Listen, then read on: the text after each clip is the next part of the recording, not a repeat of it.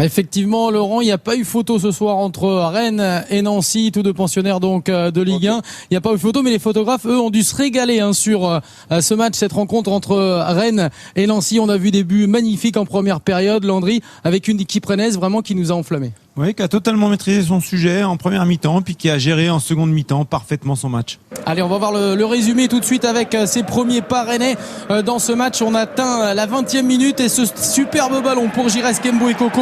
Il se pose pas de questions, frappe croisée et premier but inscrit par Giresse Kembo et Coco. On joue la 23e minute. Un magnifique appel contre appel qui a pris la défense nancéenne à revers. Les Rennais qui vont insister, appuyer 3 minutes plus tard avec ce but somptueux signé Julien Ferret, l'ancien Nancéen.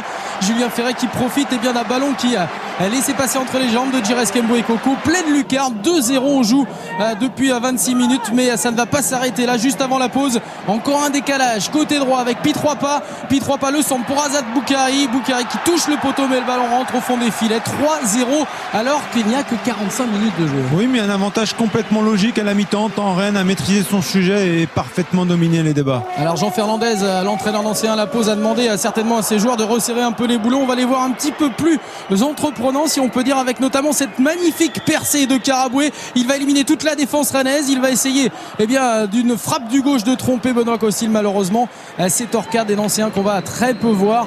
Finalement, au bout du compte, ils auraient peut-être mérité d'inscrire un petit but, mais malheureusement, ça ne sera pas sur cette action de Karaboué. Nancy qui va encore une fois essayer de percer la muraille rennaise avec Jordan Loties qui décale Jokuk, le sud-coréen. Il attend le petit centre pour Jordan Loties monter aux avant-postes et encore une fois hors cadre.